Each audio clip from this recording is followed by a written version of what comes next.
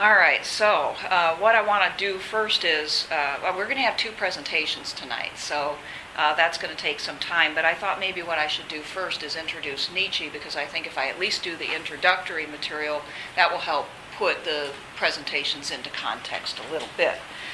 So, we'll go over here. I'm going to put this part up on the screen, but not everything later. Let's see, here we go.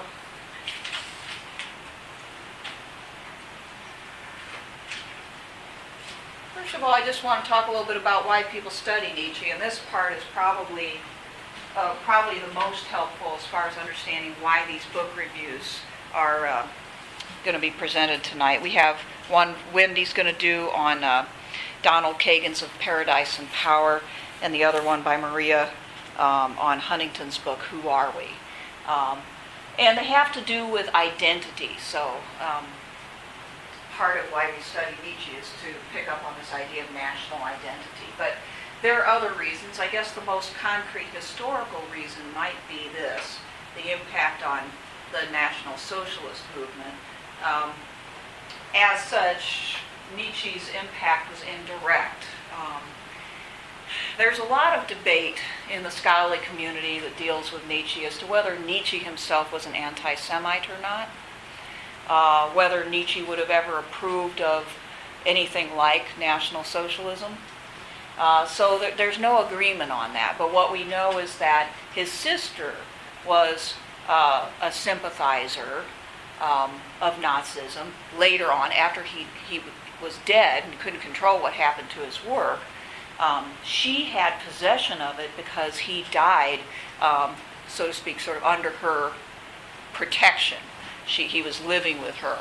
And so she had a lot of what he had written, and when she identified with the Nazi movement, she selectively took from his works those parts that she thought would lend themselves to that movement's ideology. So it's a mixed bag, because certainly if you read enough of Nietzsche, you'll find plenty of material in his works, especially his later works, that are seemingly very anti-Semitic, but he also really hops on Christianity as well, almost to the same degree. Okay? But the terminology that he uses, the concepts that he uses to deal with the Jewish religion are definitely, it seems like, you could easily interpret them as anti-Semitic. He does promote this idea of Aryan as well, uses the term, and promotes it in contrast to Semitic, okay? And as you'll see even in this work, which is a very early work, he has this idea that a strong national identity, strong national unity is good for a people, and that when they begin to break up and doubt themselves, this is bad. So a sort of idea of national spirit. Okay? So one reason for studying his works would be to find out the way people were thinking prior to that movement's development. Okay? Nietzsche is not representative of everybody, or even everybody who was perhaps anti-Semitic, but to a certain extent you can, through studying his works, you can get a feel for what was acceptable to say, what was acceptable to think at his time and later. Okay? So I say his anti-Semitism, his anti-religion generally. Later on, not at this point, but later on in his philosophical development, he proclaims God is dead, and he embraces atheism. But well prior to that, he attacks all kinds of religions for promoting too much passivity and forgiveness and self-sacrifice and all those things that he finds kind of detestable, because they don't promote life in his view. He's anti-egalitarianism, and the Nazi movement certainly was that. There were the Aryans, and there was everybody else, and so it mattered who you were. Not everybody was equal. And also his historical relativism.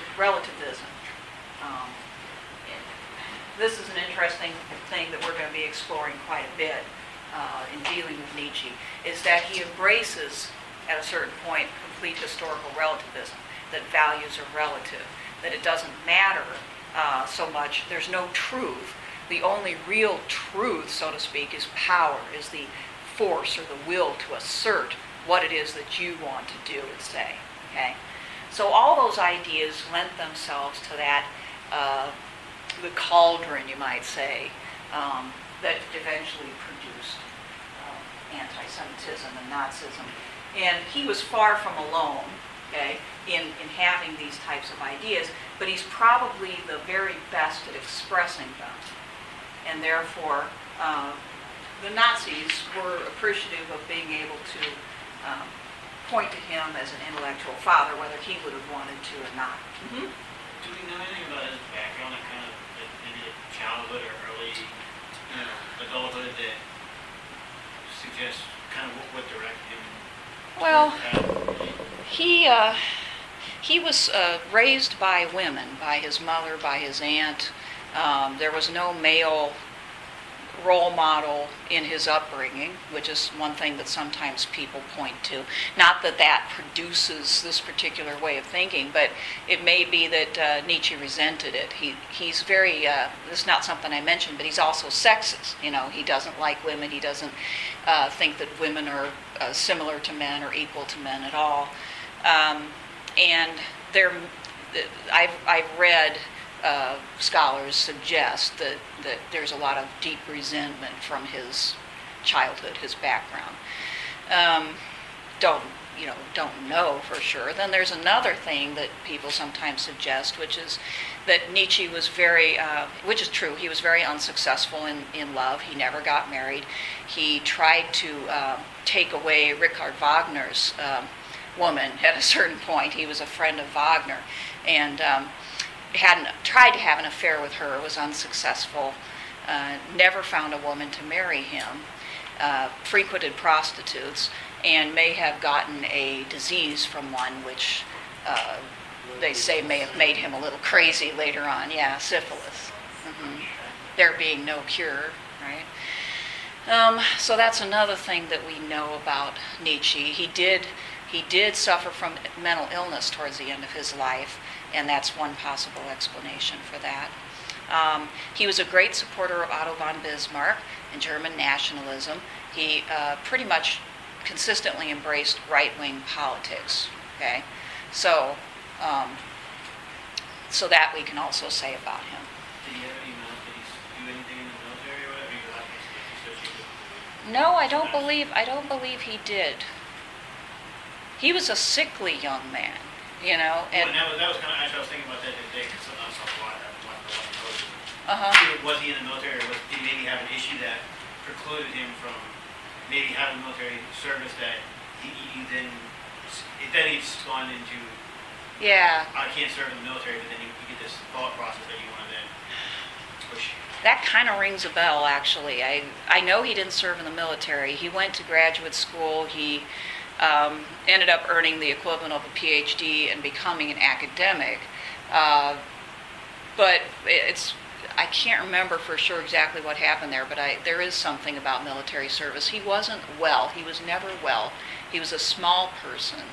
And even in his young years, when he was starting out his career as a scholar, he had these health issues rather constantly. He ended up quitting job as a professor because he couldn't supposedly take the climate where he was, and traveled to try to find a better climate. So I'll try to look into that, but I think you might have hit on something there, that he couldn't do military service, and maybe this lack of manliness, so to speak, might have also been a problem. So there's a lot of speculation about Nietzsche and why he turned out the way he did. And, you can only go so far with that, but it's interesting. He didn't have a typical background or a typical life, that's for sure. And as he got older, his writing became more, you might say, emotional, dramatic, less structured, less logical, until at the end he was writing in aphorisms, very short statements. They didn't really actually go together all the time. Still brilliant stuff, and he was an excellent writer, but he makes less sense, you might say, as time goes by, or it's more difficult to make sense of what he writes. Okay, another reason why we... yeah. How do you thought he made an incredible amount of sense? This is an early work. He makes the most sense, that's why I picked it. I'm just kind of curious. I mean, was this all crystal clear? Parts of it made sense to me, but like I had to meet with Dr. Beckman because I just, it seems kind of like he's talking over my head a little bit. So. Right. Well, that's partly why we have 2 weeks worth of classes on him, is because I'm going to try to explain it. I was curious why I was the only one who thought he was a great man. Yeah. Oh, he's considered a great mind, definitely. And part of the reason for that is because of the impact that he had on future thinkers. Existentialism might not exist without Friedrich Nietzsche. So a whole school of thought, So he made an impact, and for that reason it's a good idea to study him. And like I said, the reason why I picked this work is because it's short. It's early, so it actually makes more obvious sense than the rest of his work. And try picking up some Twilight of the Idols and see how far you get with that. It encapsulates some of the more important ideas that he has. So anyway, I sympathize. I took a whole class on Nietzsche, so I started at we didn't read all of his works, but we read a substantial number of them during that semester. And we went all the way from this earliest to the very last. So seeing his development is really interesting too. I have another just quick question, and I don't know if this has anything to do with it, but I don't know, at times I almost wonder if he ever used drugs. Yeah, he drank absinthe. Yeah. Okay. Yeah, like a lot of people of his day. And that was a sort of, like, what do they call it? The green fairy. Yeah. Yeah. And it's like a drug. And it kind of fries your brain. Because I don't know, just his writing style, the way he kind of goes off poetically or whatever, I didn't know if maybe he was... It seems like it's putting that very dark place. Yes. Well, that's good that you recognize that. Or something with it playing there, I don't know. I don't know. This is, like I said, this is really early, so how much that would have been responsible for the way that he writes at this point, I don't know. Later on, probably. I think Hemingway, Van Gogh, Gauguin, a lot of intellectuals and artists from the general time period of the 19th and early 20th century got into that. And later it was outlawed. And the stuff that you see in the liquor store today is not the same thing. It's like popular again. So you'll see it on by the checkout line. I'm like, what the hell is this? So I asked the guy about it. And he goes, it's not the same thing. Damn. I was just going to try it. But yeah, there's that. I don't know if there's any other drug taking. Another drug that he might have taken and would have definitely had access to is opium. That's what I was saying. It was during the opium wars. Yeah, right. But I don't remember any reference to opium in anything I've read. Okay, anything else so far? Okay, just go and watch Alice in Wonderland if you want to see drugs at work. It certainly is interesting. Yeah. Okay. Another reason for, and this comes closer to the topic of the book reviews for tonight for studying Nietzsche, is this idea of should government protect and foster local culture? And by local culture, I mean the culture of the nation or particular cultures within the nation, with the idea that the culture is very important, that it provides people with an identity, that it's wrong and unjust to strip them up. And so we have Nietzsche in this book, and he continues to make these types of arguments as time goes by, arguing that cosmopolitan influences, meaning those influences that come from outside your particular nation, have a corrosive force upon the identity of a people and are harmful because they can never replace that strongly rooted identity. In the case of Nietzsche, he's concerned about the Germans, of course, and he mentions in this book the influx of the French culture and the French ideals, and the Germans have found the French culture more sophisticated. And so French people are imitating, or Germans are imitating the French. And he finds this detestable because you can't just, without a great deal of loss, you can't just chuck off your culture and try on someone else's. But this is one of the diseases of the time, as he sees it, is that people are seeing culture as something that you can kind of put on and off, like clothing, instead of something that's deeply rooted within you that gives you your identity. So I put these up here just as an example of the type of issues that might come to mind to us today. We know France doesn't particularly appreciate, or the French don't particularly appreciate all the time, the American culture, right?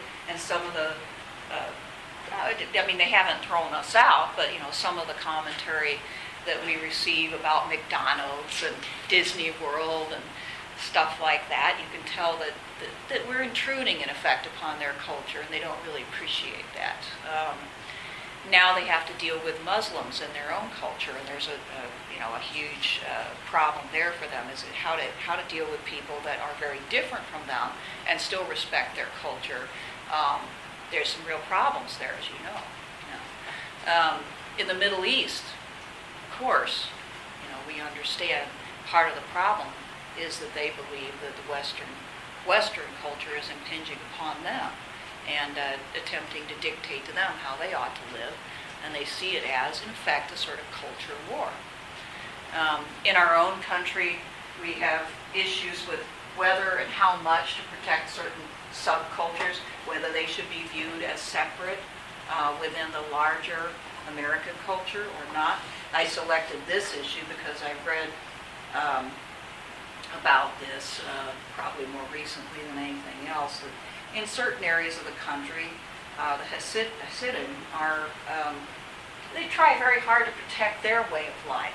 So they want to have schools exclusively for their children where the subject matter is presented as they prefer. And so the question, I think New York City is where this has happened most recently, is whether the city has an obligation to provide education for their children that conforms to their cultural preferences, their religious and cultural preferences. So, of course, we have the concerns about the Native Americans and the destruction of their culture. So all of this assumes that culture is something very, very important, okay? That it provides people with a sense of belonging and identity, that if it's taken away, you really lose something. Mm-hmm. It's funny timing this, because I saw this week on the news, and I can't remember the name of the culture and the religion, but it's the Indians, or I think it's Indian type culture, where they have the beard and the head, the Sikhs. Oh, okay, the Sikhs. There is a army captain who is Sikh, and who was upset because the army has a policy on, the shaving and not wearing any headgear, but, military headgear, and he got an army exception to policy. The army is accepted, that he no longer has to shave. Mm-hmm. So he's the only person in the army with a full-grown beard, and he gets to wear his headpiece. Mm-hmm. Mm-hmm. I just found that, when I heard about that, of course, that's kind of like, how can you make a policy for just one person or one particular group in the military? My thinking was, and the same sort of thing even with the case of the Hasidic Jews, in terms of you should be allowed to have your own. You shouldn't. Our government, that's what our country's found, shouldn't be able to impede on what you want to do. But I think there's a line between when it's impeding on what you want to do and when what you want to do is impeding on other people or requiring some kind of special treatment. Mm-hmm. And in the case of the case of the army, I thought this is the case, in my opinion. The army does not want to get any kind of bad. Yeah, especially not right now when they're trying to deal with the Muslim world and Well, Yeah. and the irony of the whole thing is that they have a very easily justifiable, I mean, the Reason. The reason for the shaving is because of,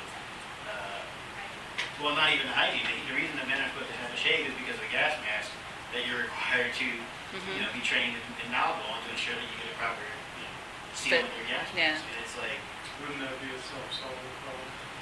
it would be. I guess if he you're wants to correct. take that chance. It is, but then of course, I mean, my mind starts to wander, and I'm like, okay, well, is this then would this be in this particular person's case, and I have no idea, I don't know the person at all. But it seems like to me it opens that door for then, the excuse for why they couldn't look good. Because, the gas mask wouldn't perform properly if they've been given this, the Army has given them the waiver. Yeah, that's Say they don't have- interesting. That they're not supposed to do that. They don't Well, have to. So that anyway, question of where is the line drawn happens all the time. And, in the French example, they've decided, unless they've changed their mind more recently, they had decided not to allow Muslims or Jews to wear particular things that identify their religion while in school, that the school kids all had to, basically not wear anything that would identify them, no skull cap, no headgear of any kind, necklaces or any sort of symbols that would, or the hijab or anything like that. And of course, that seemed to a lot of folks to be impinging upon people's religious freedom. But their reason is to keep the peace. Exactly. They have an obligation that every government, as we've learned from Hobbes and his previous government, they have an obligation to protect people, provide for the common good of peaceful society. Yeah. And they don't just have a few, they have a lot of Muslims in their school systems. That's totally different than some Sikh wandering around with his 12-foot long mustache. Yeah, that's interesting. I hadn't heard about that particular case. No, it was actually, I'm not supporting the guy, I just think that sometimes they're understanding. he's a dentist, so I guess that's the I argument. wouldn't waste Huh. 20 minutes talking about it. Just make sure he gets into a gassy situation, right? So, all right, there you go. You're now the company commander of the gas unit. Well, he's a dentist. So I guess that's Here you go. Still. He knows the rules how to join. Yeah, he's a captain. It wasn't like he just got there. Well, that's a great point. When you join an organization and they say, here are the rules, you don't have to join if you don't want to adhere to them. Yeah. Right. Yes, and you're That's something that's unique to, that is our culture. That is the U.S. culture. That's true. But then it's our army. So that is Yeah. to always have somebody standing up saying, this is who I am, this is my culture, this is Yeah. American that I'm different. So we kind of create this for our... You look at the French army, the German army, the Danish army, hell, any other army of an industrialized country, even the British army, they don't have a problem with this. In America, because he gets 30 minutes on 60 minutes, 20 minutes in his classroom, he's now, this is our culture. Major, Everybody's got yeah. an ism, everybody's got to. Yeah, that's true. We make this problem for ourselves, and this issue comes up more often here probably than any place else. But I also want to do, I just want to say mine, that I would think we put a positive spin on it, that the culture is a culture of more tolerance than, subjugation. And I think ironically, when they complain about, or when other nations complain about American Western culture impeding, Yeah. I mean, that is one element that does come along with it. I mean, there's a lot of justifiable negative comments and everything about it, but They don't like the toleration either. That's the interesting thing is, part of our problem is also that we allow any and all things, and they don't particularly like that. So and we can't win. But a couple of other reasons for studying Nietzsche. Nietzsche challenges the ideas of equality and natural rights. So his way of thinking is a rather direct challenge to you might say, the founding ideas of countries such as this. Nietzsche teaches that truth is culturally relative. And of course, the people who believe in classical liberalism will argue, at least in the original version, that natural rights exist and that natural rights are universal. If a country does not recognize them, it is performing an injustice. So this is a challenge to that way of thinking, definitely. And so the question, can we still accept the idea of natural right if we also accept cultural relativism? Okay? And fourthly, this book and other writings by Nietzsche present a challenge to Hegel's ideas. And so we'll learn a little bit about Hegel indirectly, but Hegel was another, a little bit earlier German thinker who had this idea that history was progressing inevitably towards an end. And that end was sort of the best form of government, the best form of economy that would make the most people satisfied. And by the way, we will be studying Hegel's ideas indirectly more when we move into that section of the class on the democratic peace theory, because the ideas of Hegel have a lot to do with the development of that theory, as well as Kant's. And we will be studying Francis Fukuyama's ideas along the same line, with this idea that in Fukuyama's case, he borrows more from Kant, that history is moving inevitably towards liberal democracy, and that eventually the world will embrace liberal democracy. But also Karl Marx borrowed from Hegel. And in his case, of course, as you know, history was inevitably progressing towards universal communism. Okay? So Nietzsche rejects the whole idea of inevitable progress. Okay? And he really dislikes Hegel for his message that everything is out of our control, that major historical forces are at work that determine what will happen to human beings, and it's not for us as individuals to decide. So this is what he doesn't like about Hegel. Okay? It's one of those diminishing, not life protecting types of philosophy. So as we get into this book, I'll be pointing out where he rather directly challenges Hegel. Okay? But are you familiar with at least Hegel's influence on Marx? Okay. Karl Marx took the very idea of dialectical materialism from Hegel. Hegel wasn't a materialist, but he had this idea of dialectical history, which is history progresses through conflict in a sort of evolutionary way towards the ideal type of state. Okay? Marx brings it into the materialism, okay, by saying that the conflict that happens among human beings is over property and things and economic class. And the outcome of all of those conflicts in that evolutionary process is the ideal economic state, communism. Okay? But he learned an awful lot from Hegel. So if you understand Hegel, you understand Marx. Okay, so we'll talk more about Hegel. You'll be learning more about him. All right, I also want to talk just a little bit about Nietzsche's life and development. He went to the University of Leipzig first, and there he became an atheist. He was a Lutheran, okay? Uh-huh. Was there a section about that? Let me see. Was there? Sorry, I thought there was a whole... Was there? It was just a sentence. Oh, okay, sorry. Yeah, the phases of Nietzsche's thought. And it's true that they show a lot of continuity. Some people emphasize the difference, but he was constantly struggling with the questions of history and objectivity in science, and that kind of runs throughout all of his work. So as a young man, he studied there. He probably never was a strong Christian, but he was raised as a Lutheran, as most Germans would have been. But when he came to the university, he pretty quickly decided that, at least philosophically, he could not look at the world through the religious lens. Okay? He went through school very quickly, as you can see. And the standards were not the same, though, by the way, for becoming a university professor. Now, what is it? It's like 4 years of undergrad, 2 years of master's degree, 3 to 4 years at least of PhD work. So as you can see, it took Nietzsche about 5 years total, 4 years or 5 years to get to the point where he could have a professorship. That occurred in 1869, University of Basel. He had a friendship early in his career with the composer Wagner. Anybody familiar with Wagner's music? Yeah, from, maybe, Flight of the Valkyries. yeah, right. Da, da, da, da, da, da, da.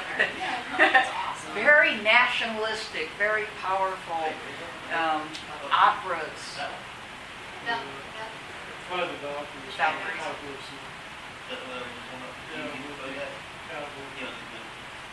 Popularized by Bugs Bunny and what's it got? Elmer Fudd killed the wab. That's how my son knows about it. I'm thinking about napalm.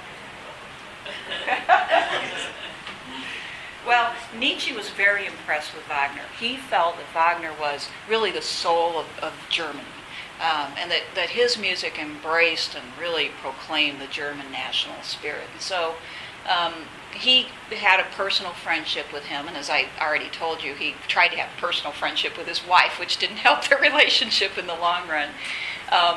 But The Birth of Tragedy, his very first work, one of the elements of it was an argument that Wagner really was a sort of savior of German culture, or at least symbolized how you could save German culture. He looked around and he didn't see too many artists, musicians, people like that who really represented the German culture well, and Wagner did. Okay? Also, he criticizes Socrates in that work, because Socrates is the other side of the European soul. You have the sort of pagan side, which Wagner represented, that pagan, warlike spirit, and then you had Socrates, who just represents the rationalistic side of the European mind. Okay, and Socrates' quest was everything had to make sense. Everything had to be according to reason. If it didn't make sense and if it wasn't reasonable, then it needed to be rejected. But in the process of trying to reject everything that is not reasonable, Nietzsche thought the Europeans had rejected a lot of very good things, a lot of mythology, a lot of beliefs, a lot of cultural values that were good for them, that gave them identity. So he doesn't much like Socrates, he doesn't much like Jesus either, strangely for about the same reason. Then he wrote Untimely Observations, and this is part 2 of that book. Okay, so this was the second work that he wrote. And in this work, he attacks history as progress, as I've just mentioned. So during this stage, he displays a gut-level disgust for rationalism and in favor of emotion and passion and a life filled of action. Okay? He begins to question science. He says that science applied to human things kills life, and science includes objective history. The scientific approach to history is to look at history and discover all the facts, regardless of whether they benefit or detract from your cultural heritage, from your identity. And to look at history the way a lot of us want to now. If you go over to the history department, you ask them, well, would you ignore certain things if it didn't go along with your point of view? Well, they might do that, but they certainly won't admit it, right? I mean, none of us are perfectly objective, but the ideal for the scholar now is to be objective. And all the way back then, this got started. Okay? So Nietzsche notices this, and he doesn't particularly like it. He says that objective history and the scientific view, looking at things, picks life apart. In searching for the truth, it questions too much, and it finds the answers, and the answers may not be satisfying. Another example that you might give now is, does it help human beings to understand ourselves as product of the evolutionary process? Okay. Now, is it true? That's a different question. And see, this is the interesting thing about the way Nietzsche thinks. Whether it's true shouldn't be the question. Okay? Whether it's life-affirming should be the question. And I suspect that Nietzsche would probably say, no, it's not life-affirming to think of yourself as a higher primate, and therefore you shouldn't look into those questions. Okay? So this way of thinking is not, it doesn't comport well with the modern scholarly point of view. Okay? So he argued that the search for truth was irrelevant, that you should search for harmony or Meaning. purpose. Yeah, meaning and purpose and identity. And in the past, people got their identity from mythology. They didn't really have the question of, how can we prove this? Is there any proof for it? Can we find evidence for it? They simply believed it, okay? And that mythology about the gods, about themselves and their past, provided them with identity and meaning and purpose. But in the current time, and this would have been this is the 19th century, there's this great passion for uncovering the truth about everything, including the truth about religion. Okay, is there a difference between some of the things that the Bible says, for instance, and historical fact? People were doing archaeological excavations in a quasi-serious way at this time. Okay, so for the first time they were trying to dig through and find, did these civilizations exist? Okay, if they did, were they like what they're described in the ancient text? Is there any real proof for the existence of Jesus Christ? And those kind of questions. And in his view, questioning everything may lead you to a place where you no longer can believe anything. And that's not necessarily good. That's not necessarily good for how you view yourself. So obviously, I think the prevalent scholarly perspective today, and as you can see, developing back then, because he's rebelling against it, is that you should find out the truth regardless of the consequences. That the truth, in fact, is always the best thing for you. If you know the truth, then you have your foundation and what you think and believe is secure. Okay? But at this point, he's questioning that. He can see that this new way of thinking is rocking the intellectual and eventually trickling down to the rest of society, rocking their world and their perception of themselves. Okay? Isn't that ironic that we would argue for this, but discount Christianity? I don't understand what you're saying. Christianity from a secular viewpoint, but in a sense, it's religious mythology. Yeah. I mean, for the same reason. I mean, if the Greeks had Jesus Christ, perhaps they wouldn't have believed in Zeus and Pegasus and all the rest of that, other gods. But the problem is, once you see it as religious mythology, it no longer has the power that it had. And that's the problem for him, is that when people start examining it in this way, and they see it merely as mythology, consciously, then it loses its power, it loses its impact, and its ability for them to identify with it. Well, his argument was for mythology, for myth. Yeah. The question is how to get it back, how to get people to actually live and believe it, and you can't simply decide to.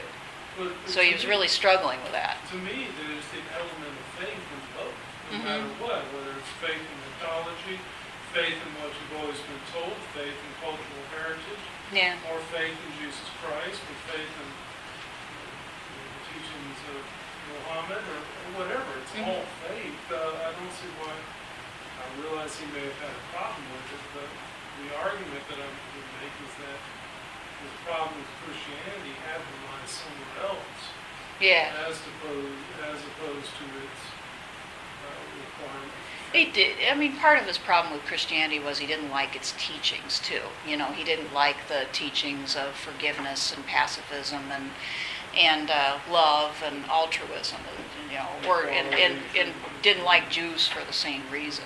Because the Jewish religion also focuses on giving, on taking care of your neighbors, and a lot of things that he didn't like either. So you might say Judeo-Christianity was a philosophy to him that not only were people losing their faith anyway. Europe was experiencing a crisis of faith, the ability to believe because of this new objective perspective. But also, if you had to choose a mythology under which to live, Judeo-Christianity would not be the one he would approve of, because it restricts what you can do, obviously, and gives you these rules. You can do this, you can't do that. it alienates you from your self-interest by saying, a good person does not do what they want to do. They do what's right for other people, And that's a message that it restricts your very life. You sacrifice your life for other people. As I read this document here, there were points in there where he was talking about restricting the passions, which is very atypical of Christian thought. Restriction of passions and not being enslaved to your basic animal instincts. Yeah, we'll have to, as we go through this, we'll take a look at some of the things that he said. Also, you have to realize part of what I'm telling you about is his attack on Judeo-Christianity comes later. It's not as strong in this particular work as it is later on. Yeah. Well, I was wondering because he's talking about going back and kind of preserving these things. How is he an atheist if he's so set on going back to these things that are, you should have this standpoint and things that are good and not go into history too deep, just believe it basically is kind of these things. So when he just He's an atheist because he can't believe it himself, but he understands the importance of it. He understands that, and he's going through the same crisis that he sees the rest of his society going through.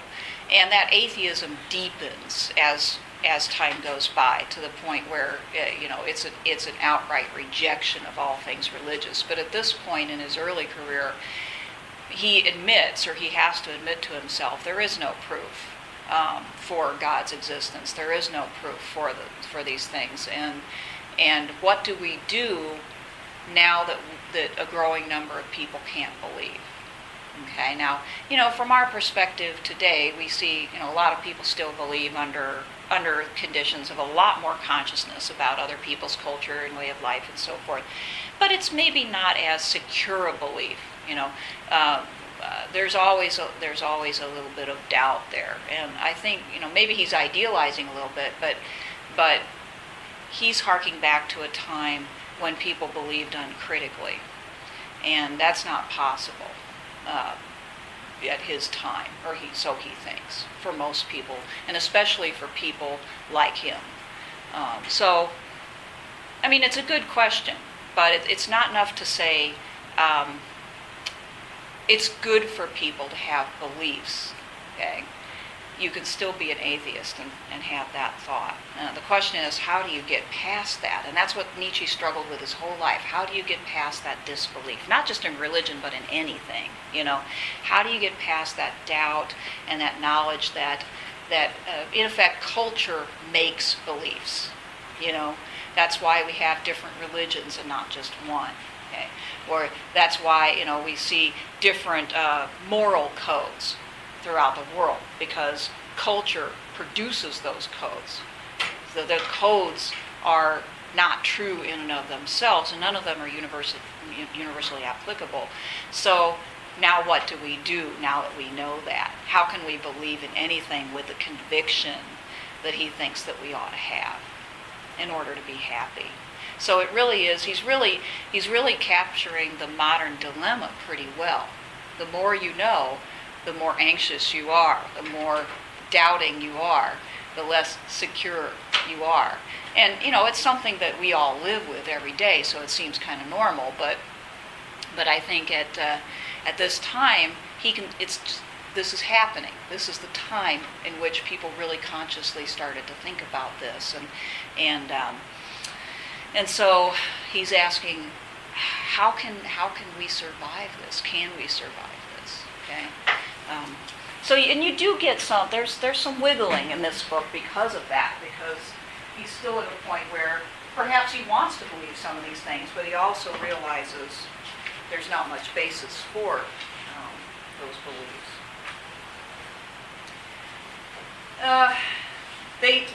They typically mark the second phase of his career with his break from his friend Wagner. That's just kind of symbolic, though. But his writing does get more strident and more sure. He wrote Human, All Too Human, and in there he takes his first stab at a really complete theory about the origins of morals, and he argues that morality is completely cultural. Okay? So there's nothing natural about it. He would entirely disagree with the idea of natural law or natural rights. Okay? Morality comes from sort of organically the culture in which it develops, and it develops out of certain needs that the culture has. Okay? And that's why it differs from place to place and time to time. We are products of nurture, not nature. Therefore, human beings can become whatever it is that their society and their culture asks them to be. Okay? That's how grounded we are in our time and place. It makes us who we are. Okay? So that's why it's so important for him. He resigned from his university, partly because of ill health and partly because he was disgusted with his colleagues. And you'll see some of that in this work, definitely. I think probably more in the second half than in this first half. But he attacked them for being functionaries and factory workers and not really interested in pursuing real knowledge and truth, or really delving into the problematic issues that he dealt with. They weren't interested in what he was doing. They just wanted to have careers and have nice, lifestyles. And he was truly disgusted with that. They didn't like him. He didn't like them. So he didn't like the professorial way of life. He did travel to mountainous regions because he was told, and this was pretty typical of the time since there weren't a lot of drugs that you could take, that he might get some relief from his faintness and he had respiratory problems by going into a climate that was drier, cooler, and all of that. It didn't seem to ultimately help, but he was having health problems, and he tried to feel better. He wrote The Dawn in 1881, and it's a very forthright attack on altruism. Okay? Again, altruism is self-sacrifice, and Nietzsche thought, and Ayn Rand is kind of a ripoff of Nietzsche, so if anybody's ever read Ayn Rand, you'll get a little bit of Nietzsche there. Nietzsche really thought that if we were altruistic, that is, sacrificed our own self-interest for others, that we were just sort of killing a little bit of ourselves, that life itself was the expression of who we are and what we want. And the only reason for giving away a part of ourselves or sacrificing ourselves for others was out of fear, cowardice, a lack of real understanding of who we are, perhaps, but it wasn't admirable. Okay? The admirable person is somebody who pursues what they want to the fullest extent that they can, lives life to its fullest as they define it, not under anybody else's rules. So, in this phase, Nietzsche realizes that reason has revealed the truth, and the truth is that there is no truth. Okay? Ultimately, truth is relative to culture. Okay? And I say advanced by Christian honesty because he kind of blames Christianity for starting this in the Western world, both Christianity and Socrates, because of this emphasis on the truth will set you free. The truth is important. And so the Christian mind looks for the truth. And in this case, it has turned around, as he said, and it's bit itself, basically. That pursuit of the truth ends in the discovery that there is no truth. Science, which he previously had criticized, we ought not to adopt that scientific perspective because it has us questioning everything. He now says, well, we can't deny science shows morality is relative to culture, that everything is physical, there is no God, only human consciousness, and human beings create God or gods in their own image. Okay? So rather than the other way around, human beings create religions, they create concepts of God, they're projections of themselves. Okay? And it's a way of alienating yourself, So it is another form of giving yourself away. And this is very important here, human beings create their moral codes. They can either be life-affirming or life-negating. Okay? So, and the Christian, as we've already discussed, the Judeo-Christian morality is life negating. Okay. All right. And then the final phase, and this is all this scholarly drumming around for some way of providing order to all of this, but he did an incredible amount of writing at the end of his life. So you can see here, it was just one after another, and some of these are the most well-known of his works. Okay, Thus Spake Zarathustra, which was a work that had lots of stuff in it that the Nazis could use to, in pursuit of the idealization of the Aryan versus the Jew and so forth. Beyond Good and Evil was, exploring the issue of now that we can see that morality is nothing but a cultural construct, we can be free of it entirely. We don't have to have a moral code. We can simply live according to the way we want to. Genealogy of Morals is another book that explores the origins of morals in history. The Antichrist and Twilight of the Idols really take aim at Judeo-Christianity, Judaism, and morality in general. And these are books that have those aphorisms in them. These three, this one's written like the Bible. Okay, it's in biblical prose. These two are fairly coherent works. They're treatises, you might say. These two have a lot of those short, pithy statements in them, and they don't sometimes seem to always go together. And this one in particular, the last one, Ecce Homo, which means behold the man, which is a biblical quotation. It's very difficult to understand the overall point of that work. It seems incoherent in places. So in this final stage, he's really quite, you might say his tone is pretty nasty a lot of the time. He's very demeaning towards people, individuals and groups that he thinks don't represent his way of thinking,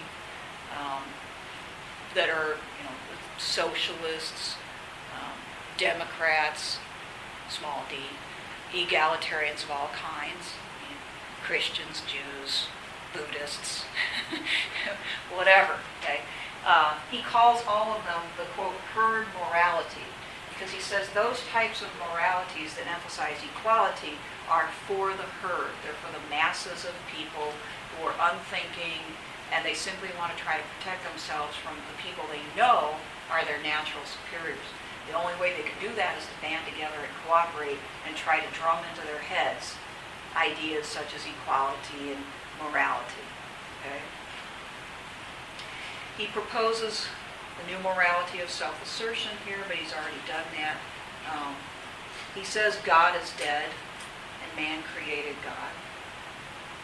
And after this work, it wasn't long before he died. He did, there's a story about him, and I guess this is true, that he had this collapse.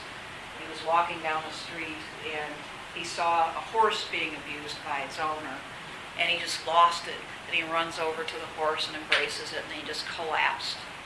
And for a while he was in a mental hospital, and then after that he lived with his sister Elizabeth Nietzsche until his death.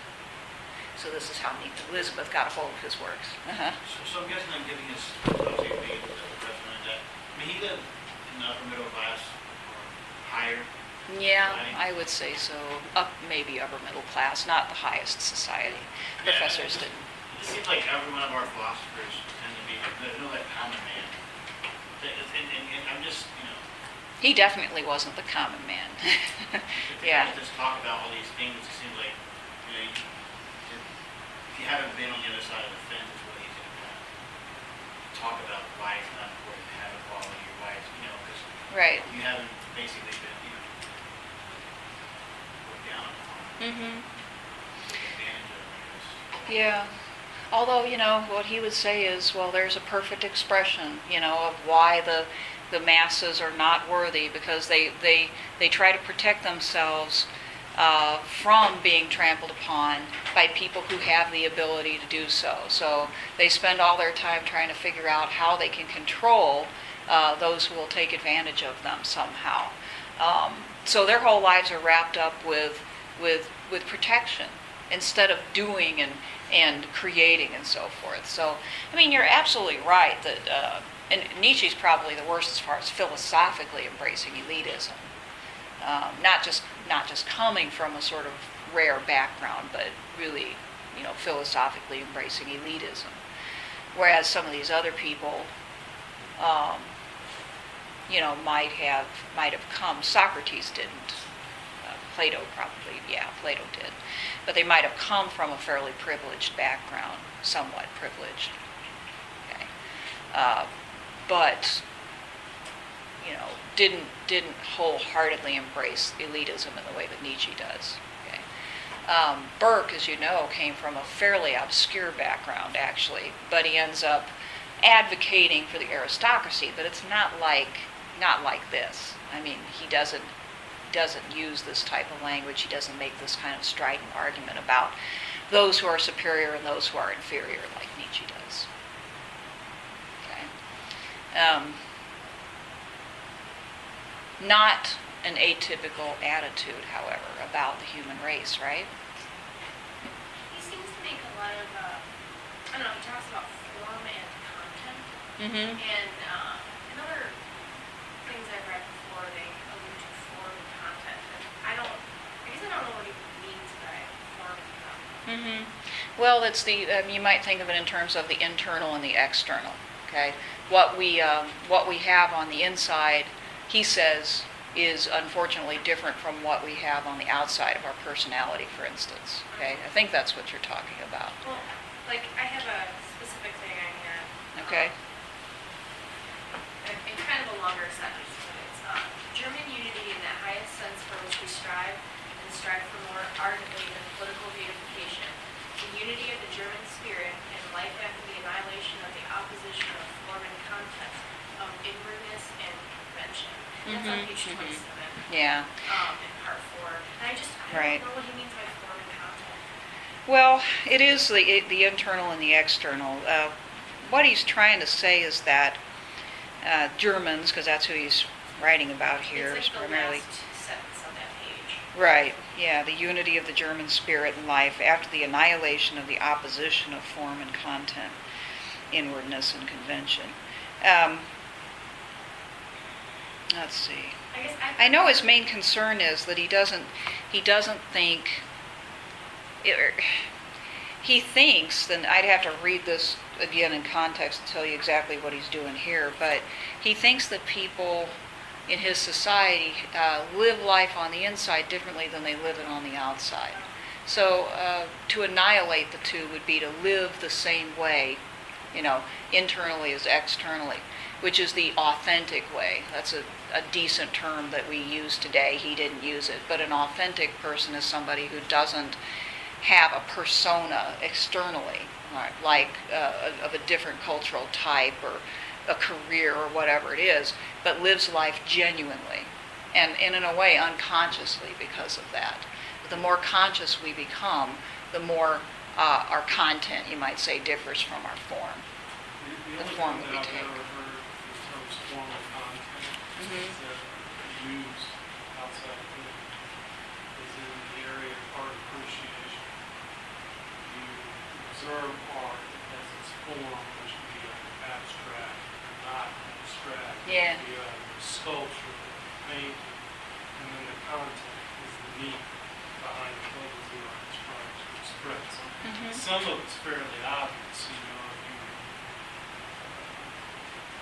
have a portrait of a naked woman getting strangled, content would be personification of a woman. Whether this is abstract. In reading that, that's the only time that I've ever heard form and content has always been Art. describing art.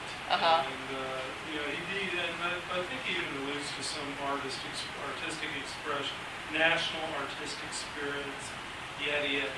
Mm-hmm. So, I don't know if that's a rabbit hole or not. We'll have to verify that. But I think his point that he's making is that there should not be any dissonance between between form and content. Right, That right. It should be authentic in and of itself. Mhm. You shouldn't have to have this hidden agenda. Yeah, and art was very important to him, that art more expressed the soul of people than, science, philosophy, and those things. And art was what supplied people with their experience of their culture. So it would have been very important, which is why Wagner was initially important to it. Yeah. Yeah, that helped. Yeah.